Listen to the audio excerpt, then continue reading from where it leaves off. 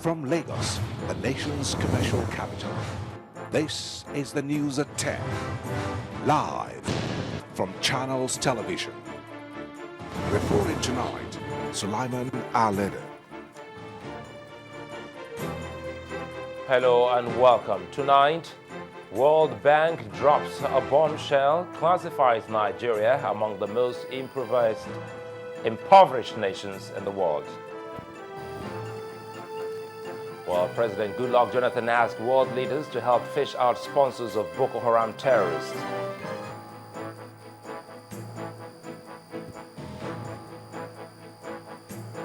Move to replace the 1999 Constitution attracts Senate's attention as the upper house begins process to reproduce a people-oriented draft.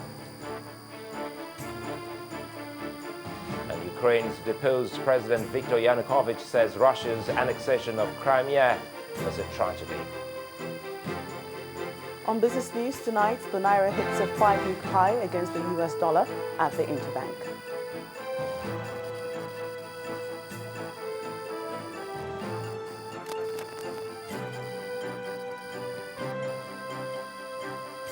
And on sports news tonight, Nigeria's preparations for the 2014 African Women's Championships begin.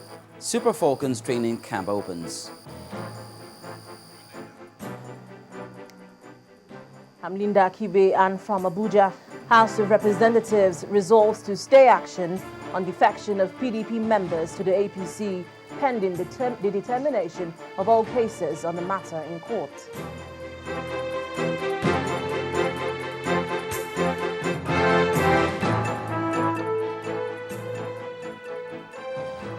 We'll begin tonight with this damning report from the World Bank on Nigeria, which lists the country among the world's extremely poor nations. This is according to the World Bank Group President Jim Young Kim at the Council of Foreign Relations in Washington, D.C., the United States. Others on that list include India, China, Bangladesh, the Democratic Republic of Congo, Pakistan, Tanzania, Ethiopia, and Kenya. This puts the total number of the extreme poor at about 80%, which is two-thirds globally. Mr. Jim adds that the bank has a series of measures that meet the evolving needs of countries. These include capacity to $300 billion over the next 10 years. Annual lending to middle-income countries will also increase from $15 billion to almost $28 billion. He expects the World Bank's annual commitment, which today is around $50 billion, to grow to more than $70 billion in the coming years. Meanwhile, some delegates to the national conference here asked the authorities to put in place policies that will see Nigeria more economically stable. We are in a country where there's such a wide disparity between the rich and the poor. We have gross youth unemployment. Extreme poverty, I don't think so. Because I know about African countries, notwithstanding that our people are poor, there are most Nigerians who go to bed without food in their stomach. But I know there are many countries who are better off, even outside Africa.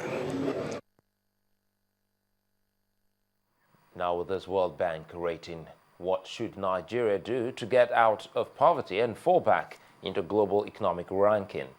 In our next report, our business correspondent BC Coker lists the need to grow the nation's GDP from its present 7% to 10% and stabilizing the nation's electricity has been some imperatives needed to fire up the nation's economy. World Bank's rating of Nigeria as one of the poor countries may not be new. But what appears to be new is the classification of the country as extremely poor. This corroborates the figures released by the National Bureau of Statistics in 2012, which says that 60.9% of Nigerians in 2010 were living in absolute poverty. This appears a sad commentary, knowing that Nigeria is Africa's biggest oil producer. But this has been tainted by accusations of corruption. No, this is all about corruption. When we talk about it, sometimes it tends to be lost in translation, like what one film said. It's about the money, and it is not where it should be. It is ending up in wrong hands. So it's not corruption that is as much the problem as the failure of society to punish those who have been found corrupt. This figure from the National Bureau of Statistics points to the fact that there has been a disconnect between the country's gross domestic product growth rate of 6.81%, the IMF's projection of Nigeria's growth rate at 7.4% this year, and the high poverty rate. We can create 1.6 million jobs, but if there are another 400,000 people out there who didn't get a job in the past 12 months, we should have created 2 million. Then they are going to be shouting, saying this economy is going to the dogs, and we're not doing anything. The other thing is that the quality of growth is not as good as we would want. I'm saying the same thing. If the quality of growth is good, then it means you're creating jobs in sectors that are sources of growth in the economy. And that's what we need to achieve. With Nigeria's population at over 140 million, Nigeria has also been projected to be the 15th largest economy by 2015. But with these recent ratings, how achievable is this? Nigeria could be the 15th largest economy in the world by 2050. Power. If that can be implemented, in my judgment, Nigeria will be able to boost its growth rate from 7% to 10%. If you can engage and trade with your neighbours, there will be self-fulfilling positives. The available indices indicate that Nigeria has the potential to develop itself. But how well these potentials are harnessed will probably determine the future of the country. Bisi Koka, Channels Television News.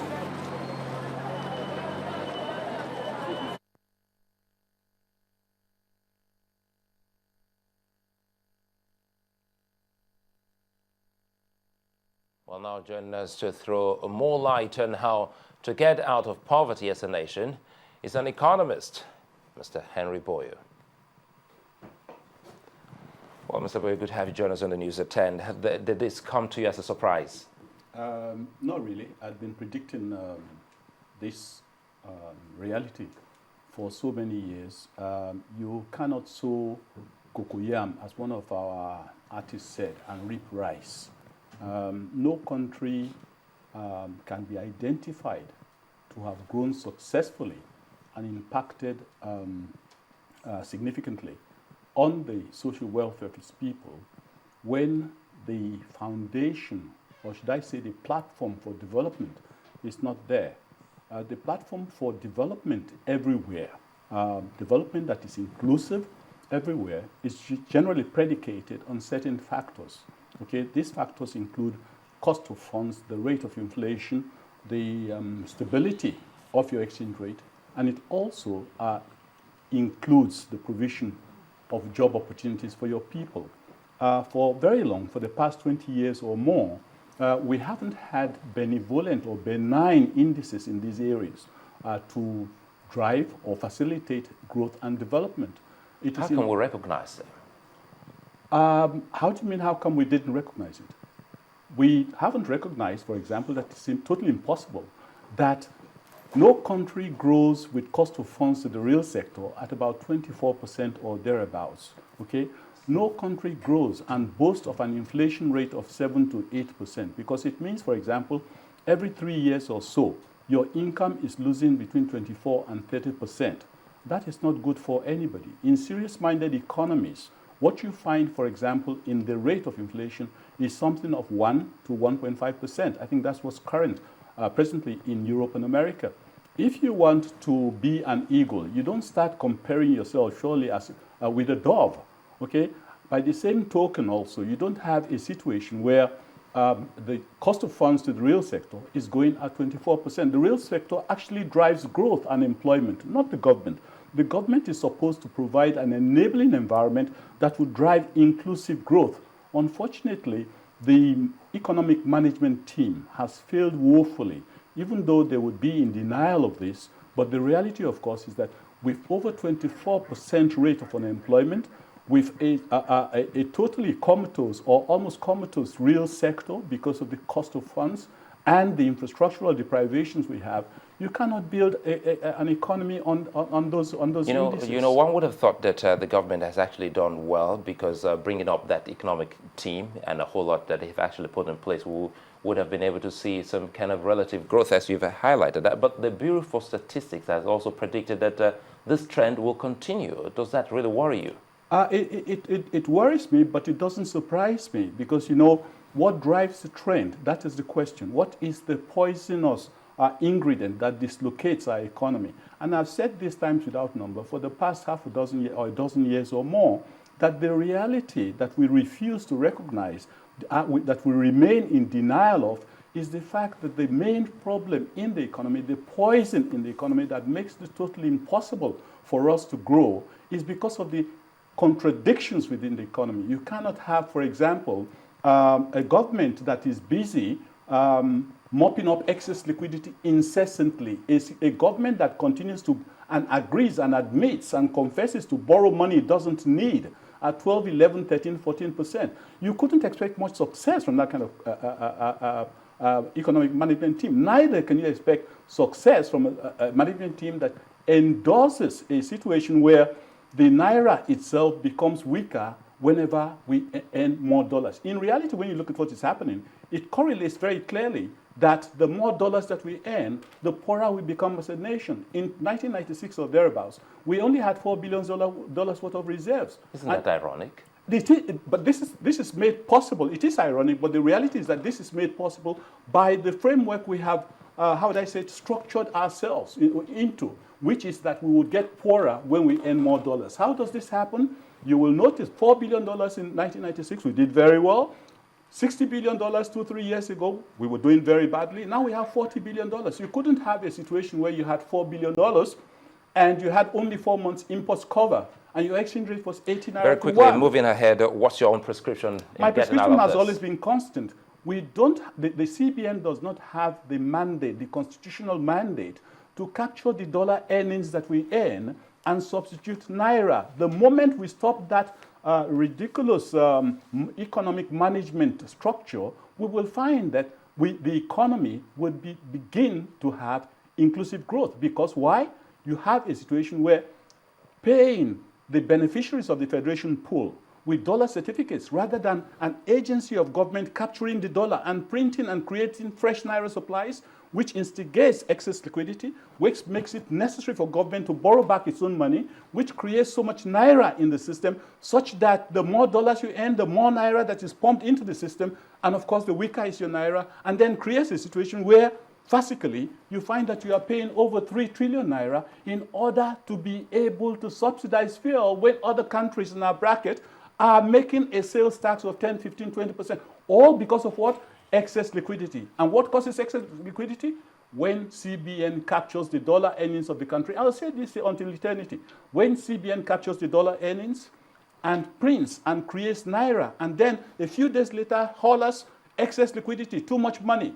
How can you consider a situation where you have too much money side by side with a situation where you don't have money to repair your schools and hospitals? Well, let's just hope that the government should do something to reject this. We'd like to thank you so very much for finding time to join us on the News at 10. We've been talking with Nigeria's economist, Mr. Henry Boyo.